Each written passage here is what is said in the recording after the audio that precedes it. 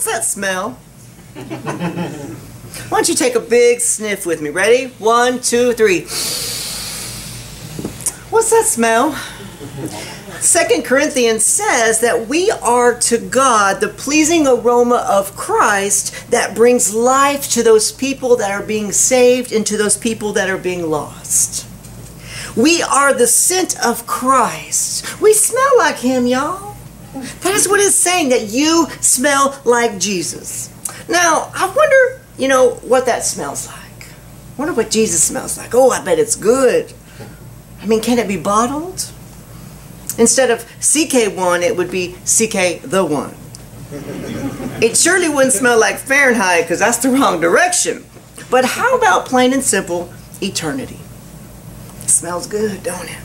But really, what does Christ smell like? And don't tell me muddy sandals either. I mean, really, the smell of Christ is something that cannot be spoken. It's something that just cannot be contained. And really, when it's set free in the way that it's truly intended to be, it will most surely fill up the room. We normally don't associate being Christian with a sense of smell, but why not? Why not? How about the smell of fresh baked bread given to another? How about the smell of young children gathered after recess for Sunday school? How about the flavors that will waft through this church tomorrow at potluck or on celebration Sundays?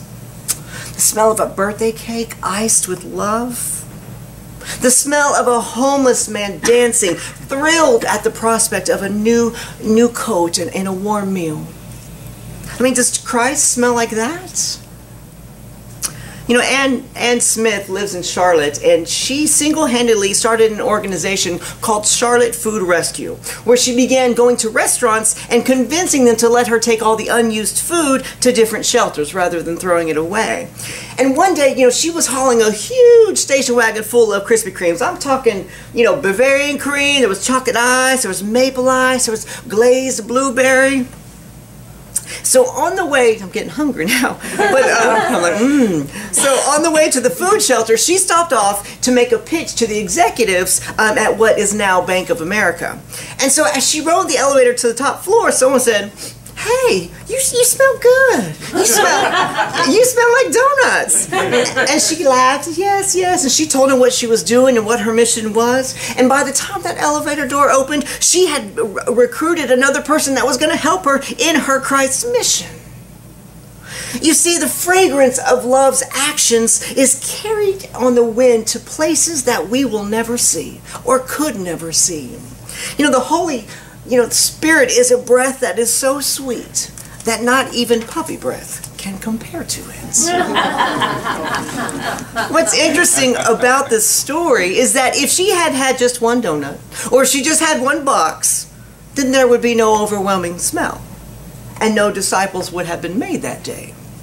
If she had held back, that aroma would not have been as strong, and nor would, the strength and the power of Christ that she was bringing with it. You see, we live in a world that lives by a mindset of scarcity. We live in a world that says, lock your doors, hold your resources back, hold back.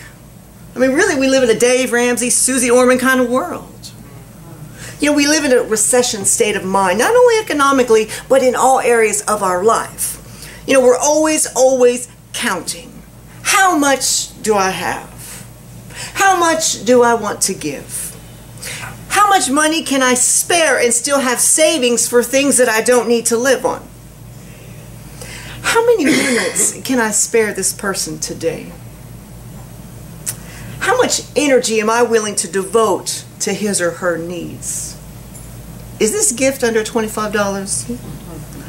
How much emotion am I willing to invest in this person or this task or this relationship? How much patience and tolerance will I really dole out before I say it's too much?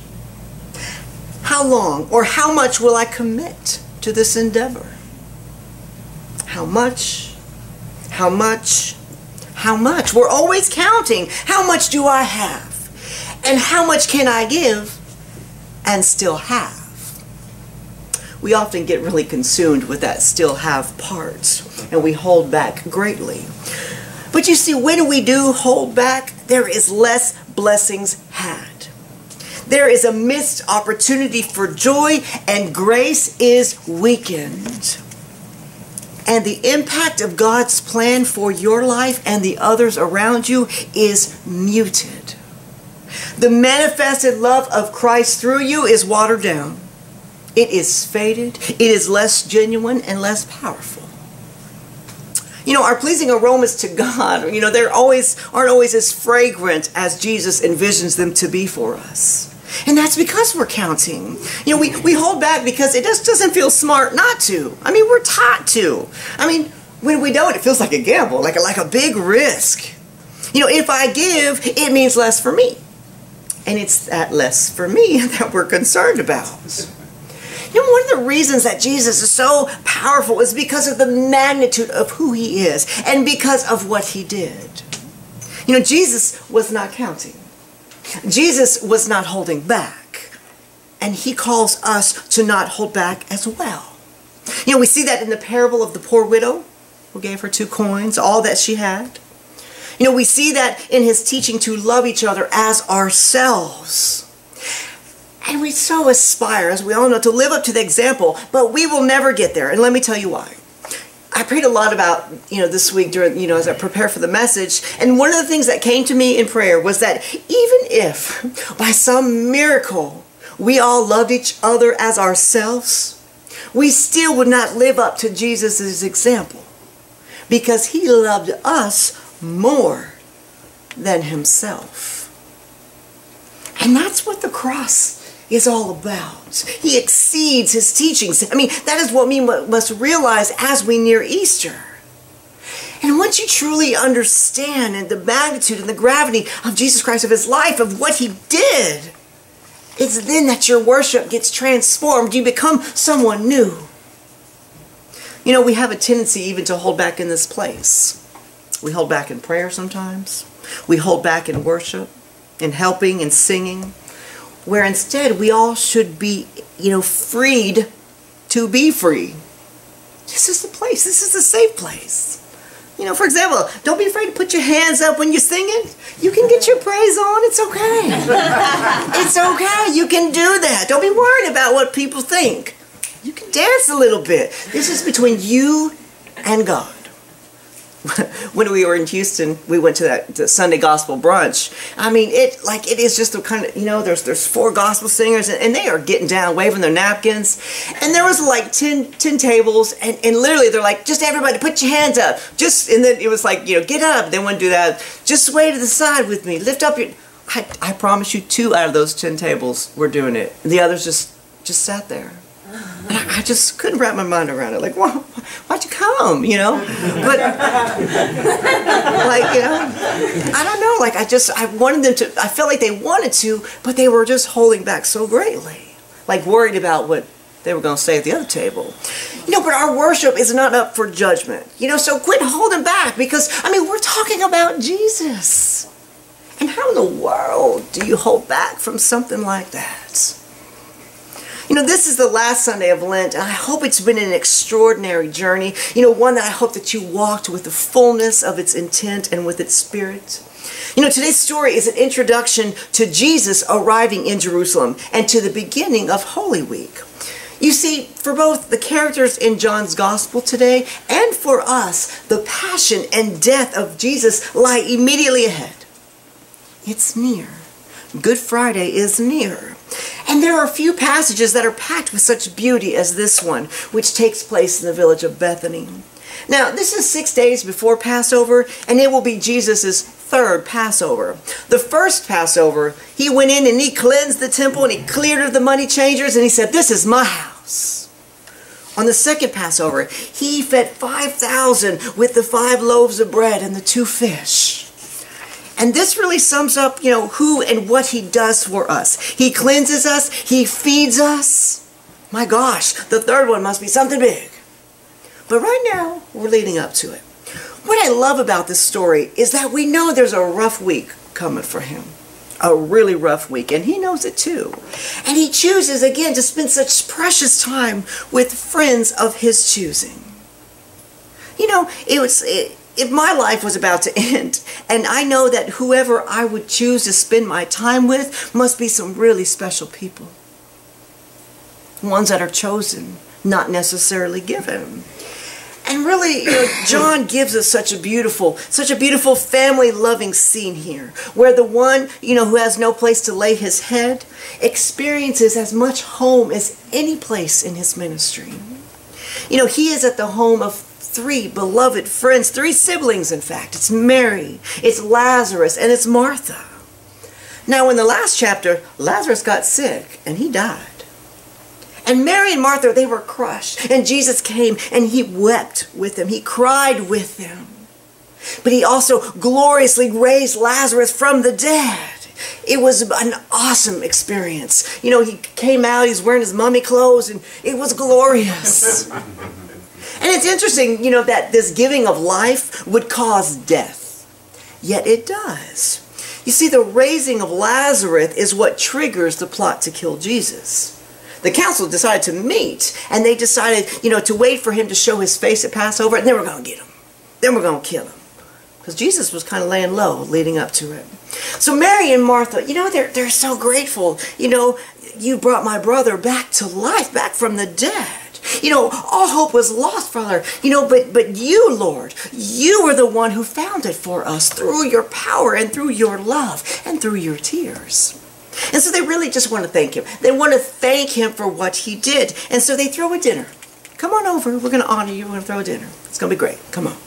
So some of his disciples are there with him, including Judas. We know that he's there. But also Lazarus is there as well.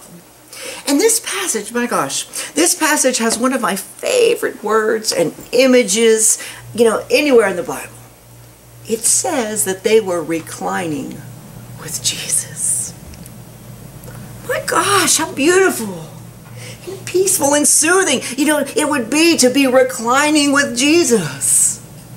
I don't know about you, but I'm going to try and smuggle in a hammock through those pearly gates because I'm going to get my reclining on right next to Jesus. I'm going to recline. But these siblings and these friends, they are there. They're reclining together. And Mary begins to look around. She's so filled with gratitude. She's overwhelmed about her brother's life. And she begins to look around at the dinner table. Now, they weren't rich. She looked at the tattered linens on the table. Maybe looked at the lamb that was cooked, the meat, and saw the bread and the fig pie. And then she sees her king, laid back and smiling and laughing and full of majesty. And in that moment she thought, it's not enough. It's not enough. This is not enough. I want to give more. I want to give more. I need to give more. Really, how much is a life worth? You can rest assured that I would give every dime that I have, every dime that I would ever make, and every valuable I had to bring my mama back to life. Mary wanted to give more. Mary was not counting. So, overwhelmed with that Thanksgiving, she thought, what else do I have to offer? What else of value can I bring? And so she goes in the back room, she looks around, she comes back with a pint of nard, which is a very expensive perfume. She brings it out, and it's about a pint. She brings it out, and she kneels down before Jesus, and she very intimately, yet ceremoniously, she washes his feet. She pours it all over, and then she dries them with her hair. And I bet she was smiling the whole time, just so appreciative. And the scripture says that the house was filled with the fragrance. It's an aroma that Paul says is so pleasing to God. But even in the beauty of that moment, it did not smell good to everybody. Because Judas, he's perturbed. Judas is upset. He stands up and he says, no, you didn't just pour that all over the ground. It was worth a year's wages, 300 denarii. Why didn't you sell it and give it to the poor instead? You see, Judas was counting. He was keeping track, and he wanted her to hold back. You see, Judas was the keeper of the money bag. Yeah, you better sell some money and put it in there, because the word tells us that he was helping himself to it. He was a liar, he was a thief, and he was a hypocrite long before he ever betrayed Jesus. Now, at this point, Jesus is no longer reclining, and he says, Judas, you leave her alone. She was saving this for when I die. You're always going to have poor. There's always going to be needy. But as you well know, Judas, you're not always going to have me. Now, Mary understood what was coming. She understood what was coming, and that, yes, that she would be there until the very, very end. Nicodemus may have anointed Jesus' body after his death, but it was Mary who gave freely and openly to anoint him in life. So what do you smell like? What do you smell like? Do we smell like Mary? Or do we smell like Judas? You see, the choice for us is not whether to identify with one or the other, but really with both. You see, being Christian and human is neither Judas nor Mary, but it is a paradoxical combination of both. You see, what Mary did was extravagant act of devotion, of appreciation, and worship. And really, true worship is summed up in sacrifice through surprising, excessive compassion. If the eyebrows don't lift, you probably didn't do as much as you should to shock people into the person that is Christ in your life. You know, what Mary did comes at such a great time of treachery, not just in the world, but amongst his own disciples. And that makes it mean so much more, that contrast. And so you think about how many people in your life that you know are living or walking a path of treacherous existence. You know, what would it mean for someone to come along and offer a fragrant gift so excessive and so unexpected? What would that mean? You see, the truth is either we love generously or we do not. Michael told us last week that the prodigal son's father loved generously. But do we? Will we? See, God is presenting so many opportunities, for you to give of yourself to your partner, to your family, to your chosen family, to your life, to your worship, in prayer, to your job, to strangers, through Easter baskets, through paper flag, all kinds of opportunities for you to give of yourself. Why don't we open up that fragrance that is within us? You see, when we do, with fragrance, sometimes you can put like 4 drops out and it's going to fill this room. And that's what God does with the things that we offer. He will take it like a fragrance and spread it out, making it magnified. 77 times 77, magnified. See, it's a question we always struggle with. Like, why won't we let it be opened up? Why do we stay so contained? It was never meant to be contained. It was never meant to be counted. God's gifts are free. God's gifts are free. And passing them on are free as well. In fact, money has no value. It's garbage, Paul says. But there is no spiritual calculator when it comes to the fruit of the Spirit. They're not for sale. You can't buy them. Sometimes this passage is used really to condemn, the poor, or a reason not to give. But really, on the contrary, Jesus is actually quoting Deuteronomy, which says that the poor will never cease to be in the land. So I command you to open your arms wide and give unto them. You see, the poor that we will always have with us, the poor that will always be here, is Jesus. It is Jesus. They are deserving of that extravagant gift, because he tells us in Matthew, I am the needy. He says, I am the hungry. I am the outsider. I am the great I am.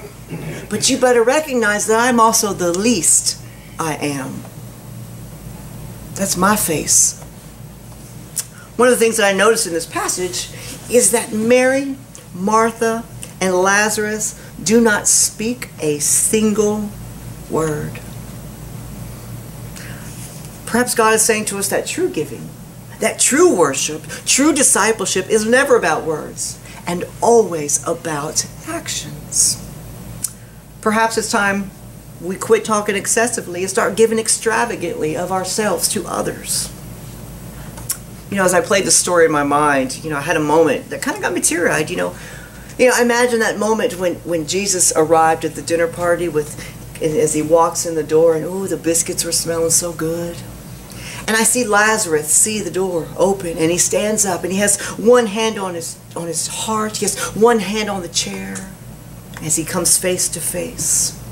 You know, you see him kind of walk over and come face to face with Jesus, his healer, his life giver, his giver of a second chance. And their eyes meet, and joy dances with gratitude. And I see tears that can't be contained, like a fragrance. There are no words for that. There's no price for that. What did that moment smell like? Did it smell like Christ? Jesus did not hold back when it came to saving Lazarus' life. He was not counting. He wasn't counting when he turned water into wine at the wedding. Too much. He wasn't counting. He wasn't counting when he fed the 5,000. In fact, there was 12 baskets left over. He wasn't counting when he commanded the 153 fish to jump in Peter's boat. He was not counting. And nor is he counting when he gave abundant love and life and grace and mercy to you and to me. Thank goodness he wasn't counting. He doesn't spare any cost when it comes to loving us. And nor should we spare it, when we love him or his children. Yeah, it's scary to give so much, but either we believe the Lord and the Word when it tells us not to worry about our life, what we will wear or drink or eat, because if he will care and provide for the insignificant sparrow, how much will he provide for us? And that's without a storehouse. That is without reserves. So is his promise true, or is it not? Mary was not counting. Jesus is not counting. The question is not, are we counting, but how much are we? Whoever has ears, let them hear.